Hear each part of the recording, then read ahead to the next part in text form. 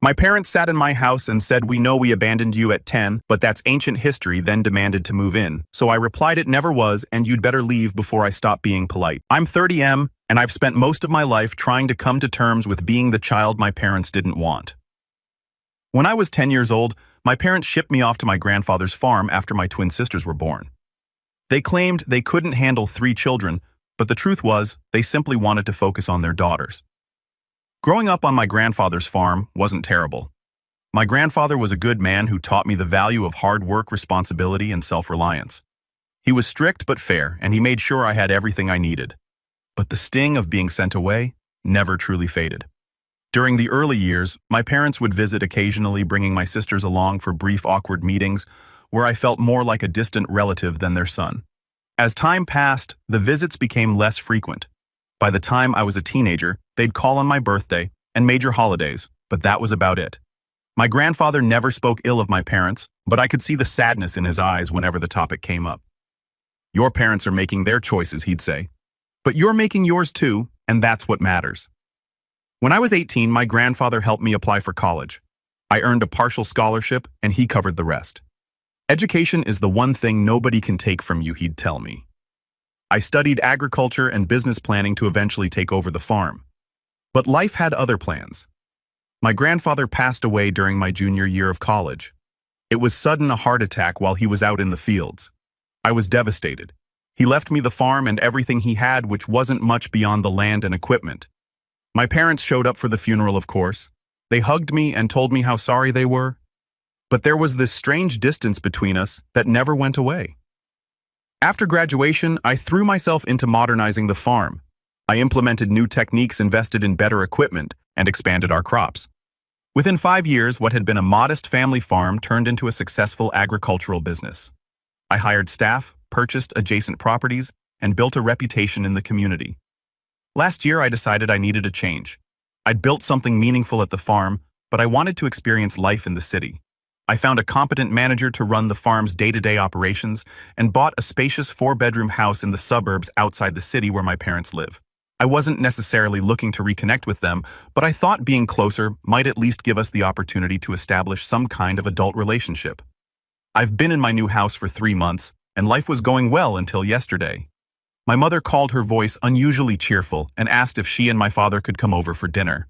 I was surprised but agreed. They'd never shown much interest in my life before, so I was curious about this sudden desire to connect. They arrived with a bottle of wine and awkward smiles. After some painfully forced small talk about my lovely home and how successful I've become, they finally revealed the real reason for their visit. "We've decided to sell the family home," my mother announced, swirling her wine. "It's just too big for us now that the girls are gone." "That makes sense," I replied, not sure why this required a personal visit to discuss. My father cleared his throat.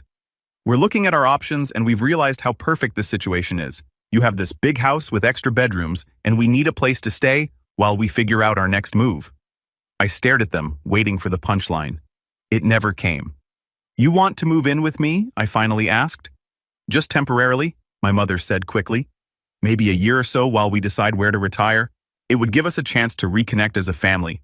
I couldn't believe what I was hearing. These people who had shipped me off to my grandfather's farm because I was inconvenient now expected me to welcome them into my home with open arms.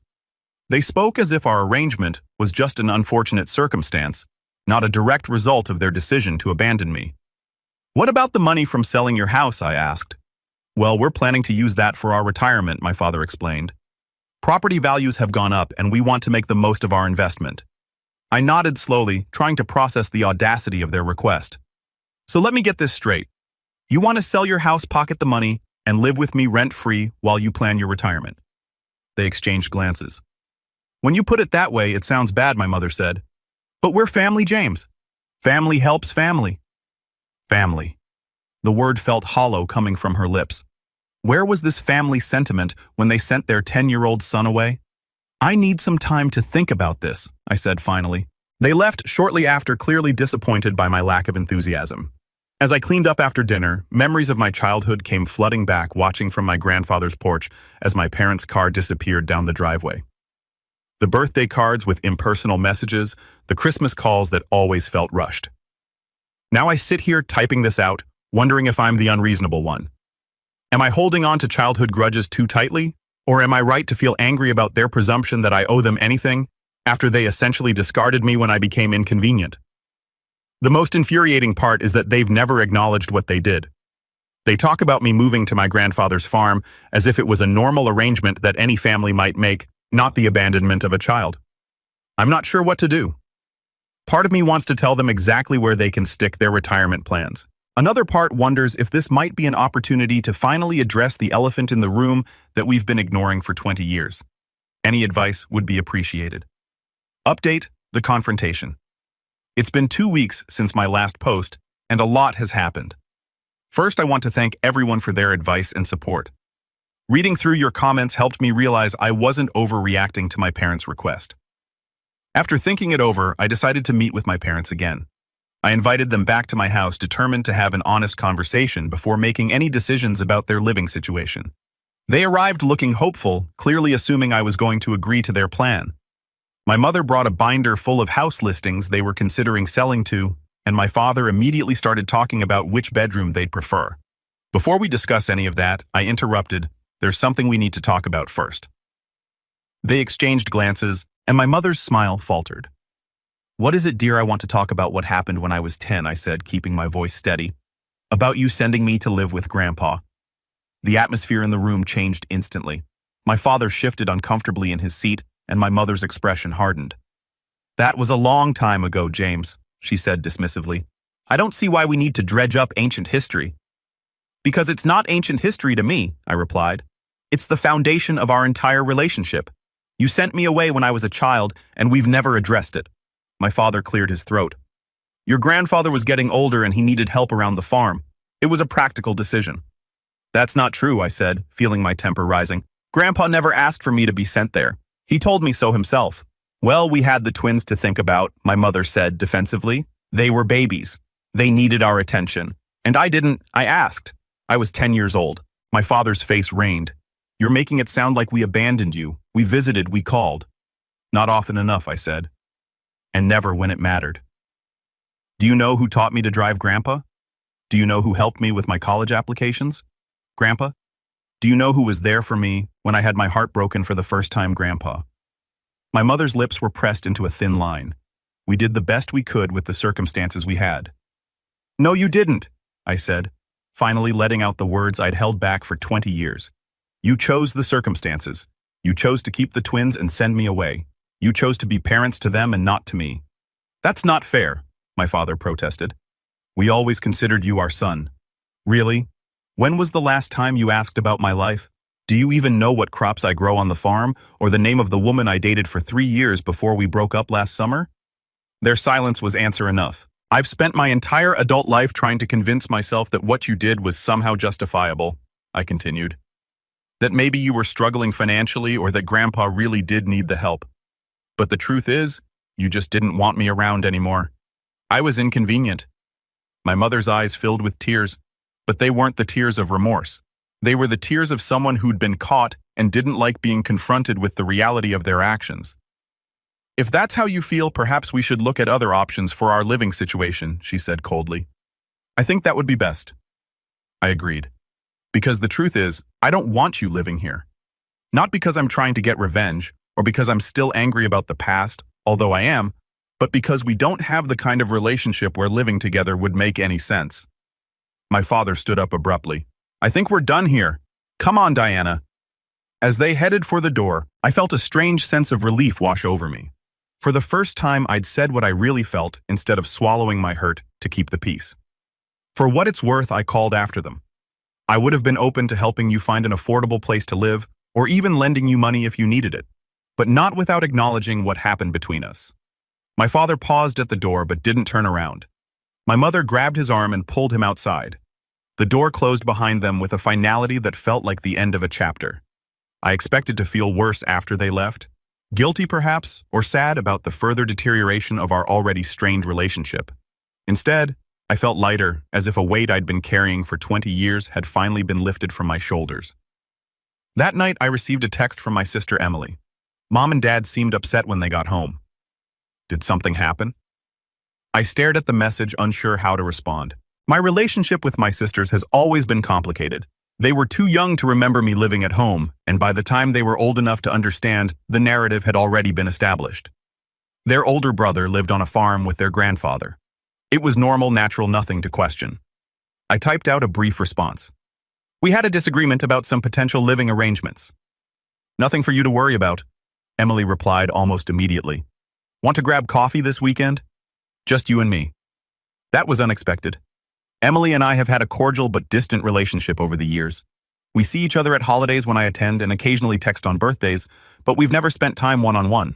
Sure, I responded, curious about what she wanted to discuss. Later that evening, my phone rang. It was my other sister, Sophie. Unlike Emily, who at least makes an effort to maintain contact, Sophie and I barely speak. What did you say to Mom and Dad? She demanded without preamble. Hello to you too, Sophie, I said. They're really upset. Mom's been crying all evening. I sighed.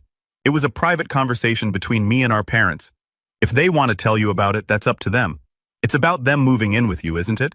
Why can't you just help them out? It's not like you don't have the space. There's a lot more to it than that, Sophie. Things you don't know about. What's that supposed to mean? I hesitated, not wanting to drag my sisters into this. Despite everything, I didn't want to tarnish their relationship with our parents. Ask Mom and Dad about what happened when I was 10. Ask them why I went to live with Grandpa.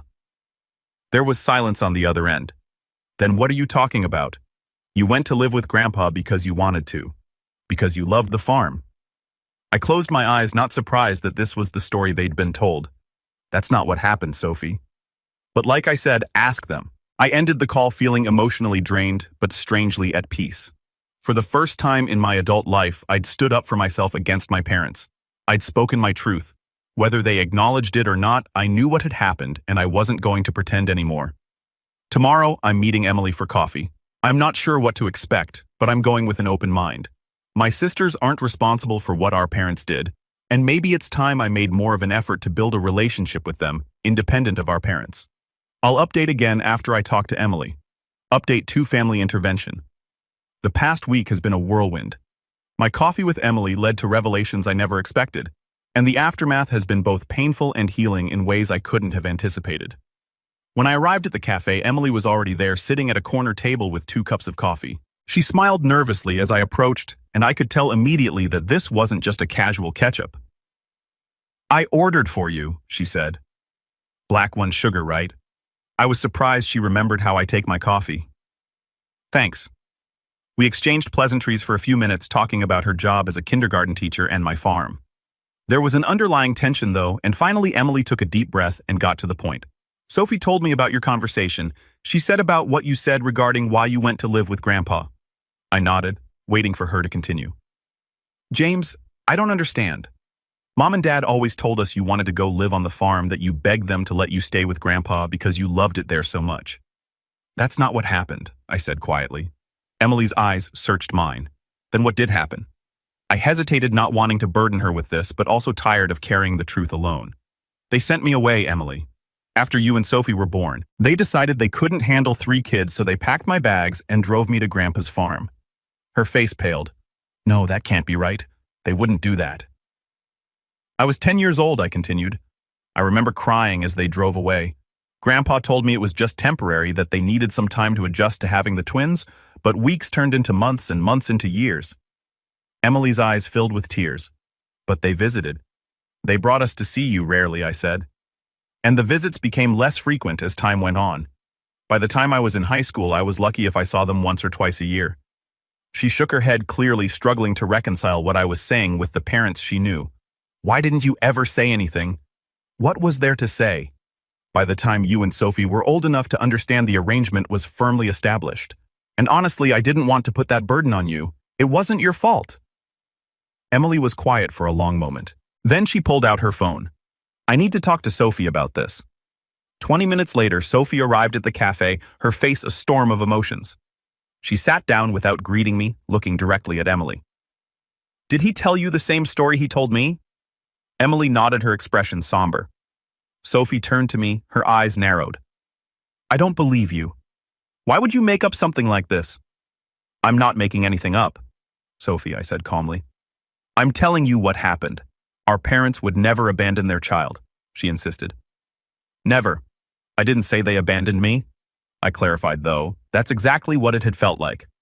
They sent me to live with Grandpa. They didn't completely cut contact. They just prioritized their new family over their existing one. Sophie's face flushed with anger. This is ridiculous. I'm calling Mom. Before I could object, she had her phone out and was dialing. She put it on speaker as our mother answered. Sophie, is everything okay? I'm with James and Emily, Sophie said, her voice tight. James is telling us some crazy story about you and Dad sending him away when he was 10 because you couldn't handle 3 kids. Tell him he's wrong. There was a long silence on the other end of the line.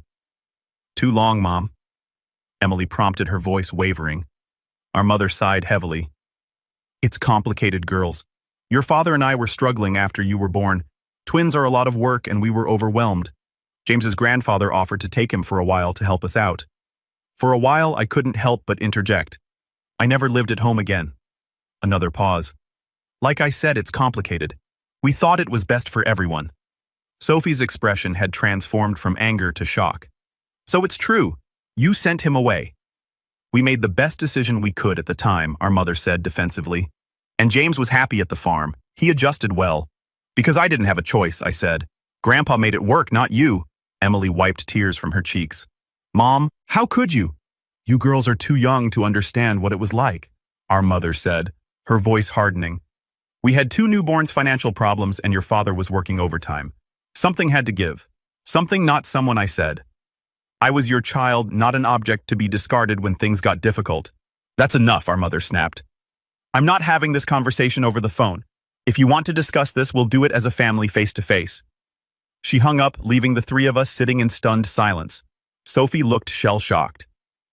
I can't believe this. All these years we thought. I know, I said gently. It's not your fault.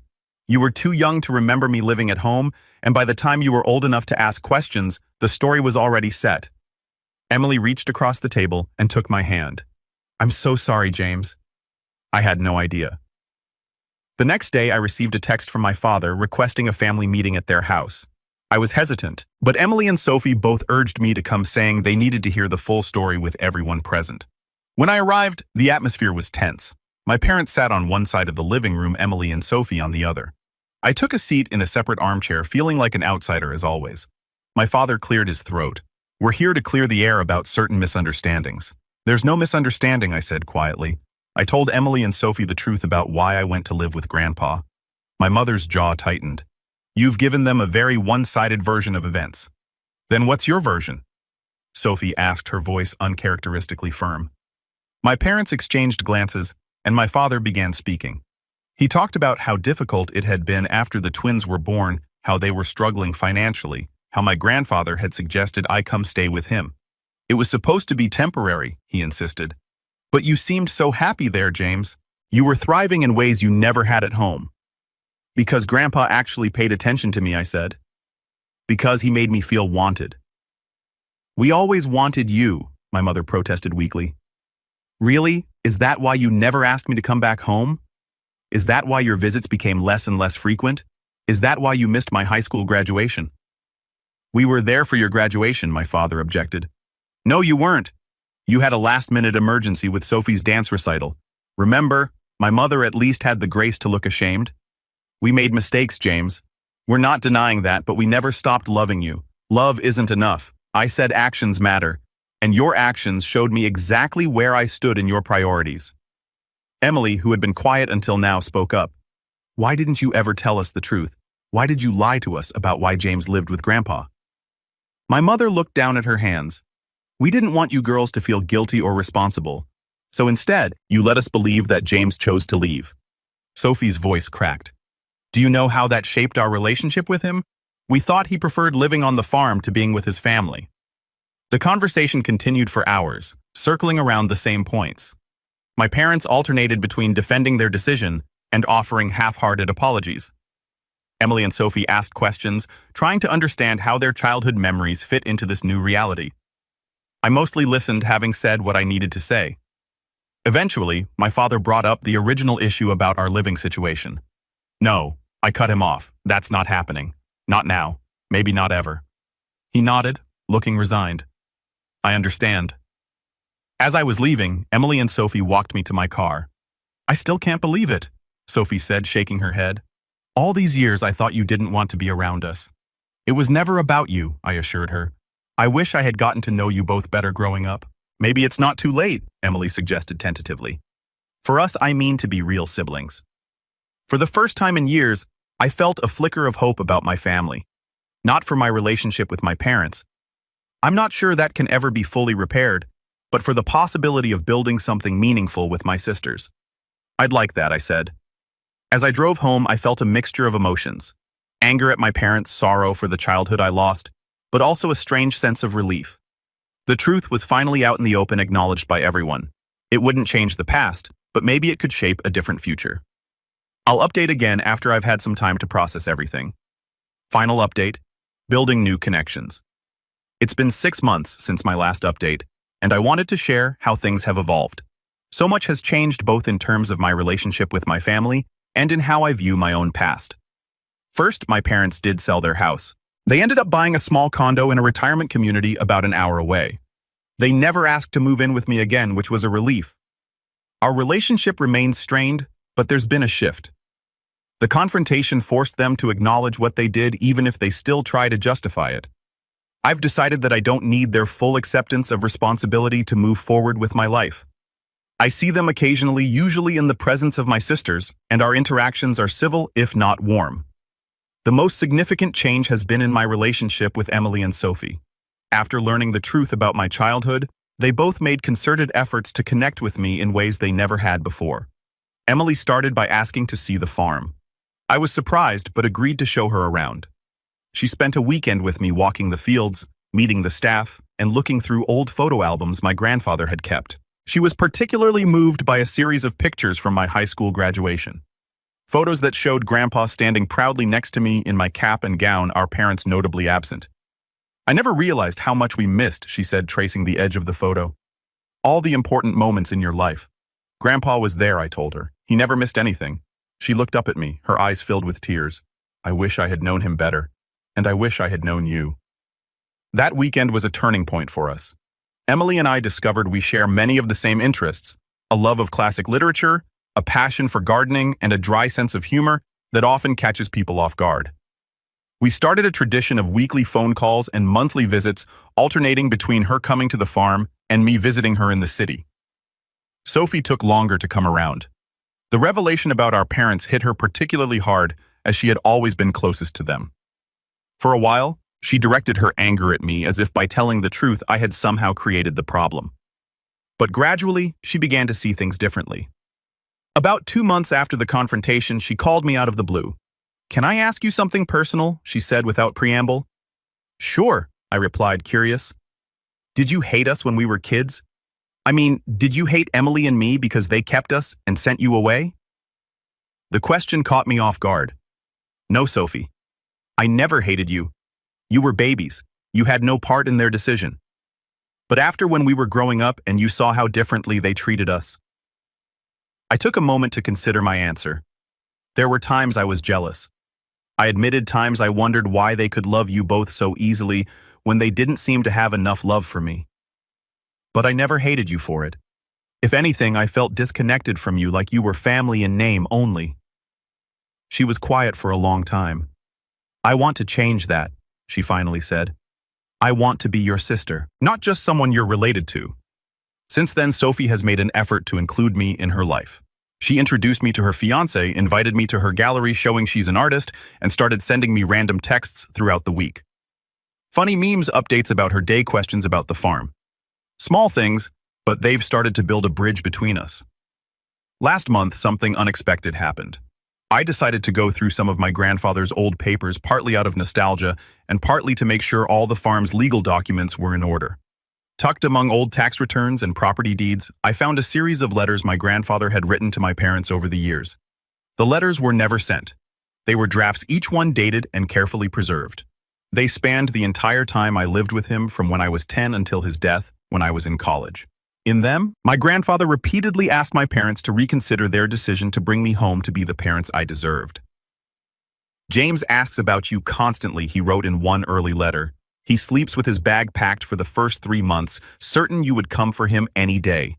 In another, he's made the honor roll again. I wish you had been there to see his face when he showed me his report card. He looked for your car every day that week, hoping you'd come to celebrate with him. And later, as I entered high school, he doesn't ask about coming home anymore. I think he's accepted that this farm is his home now. But sometimes, I catch him staring down the driveway, and I know he's still waiting for you. Reading these letters was like reopening an old wound. I could feel the pain of that abandoned child all over again. The confusion, the constant hope that somehow someday my parents would want me back. But there was something healing about it too. My grandfather had seen me. He had recognized my pain even when he couldn't fix it. He had been my advocate even if his advocacy fell on deaf ears. I decided to share the letters with Emily and Sophie. They came to the farm one weekend, and we sat on the porch, the same porch where I had watched my parents drive away all those years ago, and read through my grandfather's words together. Sophie cried openly, her head in her hands. Emily sat very still, her face pale, occasionally reaching out to touch my arm, as if to reassure herself that I was really there. "I don't understand how they could do this," Sophie said, finally, her voice. "I don't either," I admitted. "I'm not sure I ever will." Emily picked up one of the letters, her fingers tracing our grandfather's handwriting. "He loved you so much." "Yes," I agreed. "He did." "We love you too," Sophie said suddenly, fiercely. "I know it's not the same. I know it doesn't make up for anything, but we do." I looked at my sisters, really looked at them. Emily with her thoughtful eyes and quiet strength, Sophie with her artistic passion and newfound determination. For the first time, I didn't see them as extensions of our parents, or as the children who had replaced me. I saw them as individuals, as people who had been caught in the same dysfunctional family system that had hurt me, albeit in very different ways. I know I told them, and I love you both. Last week, we had our first ever siblings-only vacation. We rented a cabin by a lake and spent 4 days fishing, hiking, and getting to know each other as adults. We talked about our childhoods, mine on the farm, theirs in the suburbs. We shared stories about our grandfather filling in gaps for each other. We laughed, we argued, we drank too much wine one night, and ended up stargazing on the dock until dawn. It wasn't perfect. There were awkward moments, times when the weight of our shared past created a tension that was hard to break through. But there were also moments of genuine connection, of shared understanding, of hope for a future where we're truly family, not just people bound by blood and complicated history. As for my parents, I've decided to maintain boundaries while not completely cutting them out of my life. They've started to realize that their actions have consequences, that relationships require nurturing, that love is shown through actions, not just words. Whether they can truly understand the depth of what they did, I don't know. But I'm no longer waiting for their approval or acceptance. I've built a good life for myself, and now I'm building real relationships with my sisters. The farm is thriving. My house in the suburbs feels more like home every day. And for the first time in my life, I feel like I have family members who truly see me and value me for who I am. I still visit my grandfather's grave regularly. I bring him updates about the farm, about my life, about this unexpected connection I'm forming with my sisters. I like to think he'd be proud, not just of what I've accomplished, but of who I've become despite everything. He taught me resilience, self-reliance, and the value of hard work. But he also taught me forgiveness. Not the kind that brushes wrongdoing under the rug, but the kind that acknowledges hurt while not letting it define your future. I don't know what the next chapter holds, but I'm facing it with more hope than I felt in a long time.